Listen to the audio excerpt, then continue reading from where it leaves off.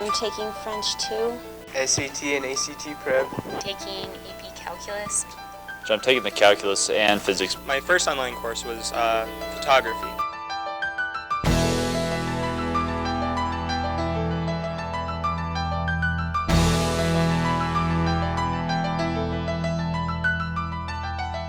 The self-pacing, like you can do your work early, which is nice, but then if you do it late, you know, if you procrastinate, which I don't do, honestly. Oh, no, not at all, Jeff.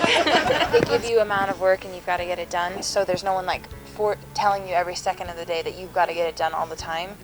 So you've got to be self-motivated. Our teacher, she gave us like a list of everyone's name and email, so you can email like all the students in class and talk to each other, and like you post discussions where you can talk back and forth. Both of the courses I'm taking now, discussion is required. Our teacher had us write questions for other students to answer, and then so the way it worked out is you would be answering someone else's question and then they would tell you if it was right, which I thought was kind of cool. Because they're online teachers and it's almost like a virtual thing that you're going to have to tell your teacher when you need help. You're going to have to tell your teacher when you understand, or tell your teacher when it's too easy. Just try to make sure that you plan out what your workload is ahead of time and kind of plan out your week. Say, I'm going to do this then and this then. And many teachers actually offer you a schedule to follow, which is really nice. But oftentimes we don't follow it. Like doing everything the last day. Yeah. I like it because you can go at your own pace and you don't really have to feel rushed to understand it. You can take your time, and the teacher is really helpful too. If you email her, she'll email right back. Something, and and what I like about it too is you can look at the grade book and see what certain assignments you need, and I think that helps out a lot too. It's really kind of cool that they're all from Colorado because it definitely gives you a way to relate to your teachers a little bit. I know because a couple of them actually talk about what they did over the weekend in the postings that they send us. They're like, yeah, this is what I did over the weekend. I'm like, wow, wish I had done something as fun as that, but I was working on your paper. So.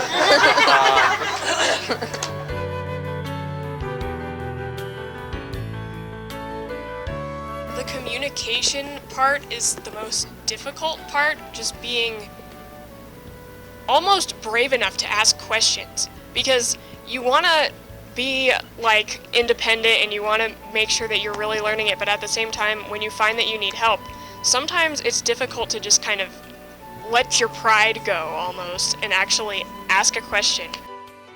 I didn't realize how independent it was going to be, and I definitely during that course I definitely had a few assignments that I was rushing to get done at the last minute. We take information from different sources like thinkwell.com and our calculus book and some things that she posts. So sometimes that's a little confusing because once in a while there's contradictions and that's a little hard to deal with. But other than that, no problems. I think the biggest one is that with online courses, all of your notes are on your computer. And I'm very much a person who likes to look at like written down stuff to make sure that I'm studying for it. It's like I finish the entire assignment and then I go to open it again off my flash drive and the file's corrupt and I can't open it, so definitely recommend saving it a couple times. One thing that I've noticed is sometimes the schedule that the teacher lays out, like day 1, day 2, day 3 during the week, sometimes that doesn't work for me. So my advice to all future online students is to just actually take a look at all your work beforehand, don't just look at it each day. But then in my physics class, they have it where it's basically for the whole semester. You can find all your assignments, and I think that works pretty well. When you tell them, and if any student comes to a teacher and says, I really don't get this, I really need your help, no teacher's going to be like, I'm sorry, that sucks, you know? They're always going to help you, and I think that kids don't understand that.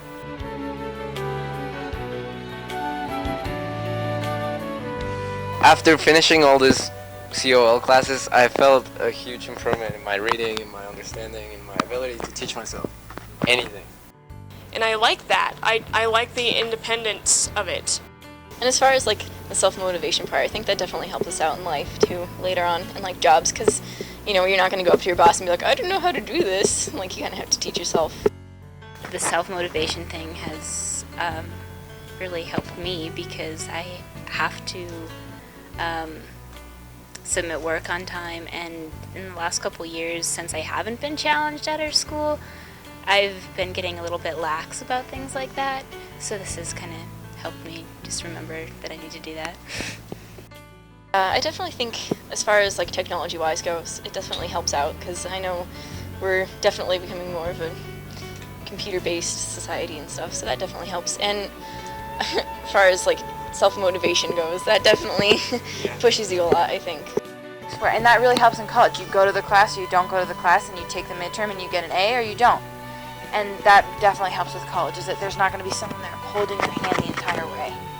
And that's it's different. It's really, when you first begin, you're like, oh, whoa, you know, and then as it goes on, you start to understand more, and you start to learn more about yourself and what you can do and where you're going to be able to focus better and whatnot. And that was one of the best things. Taking an online class for every high school student would probably be one of the best things that you could do, because you learn how to take care of yourself. You learn how you learn. Yeah, exactly.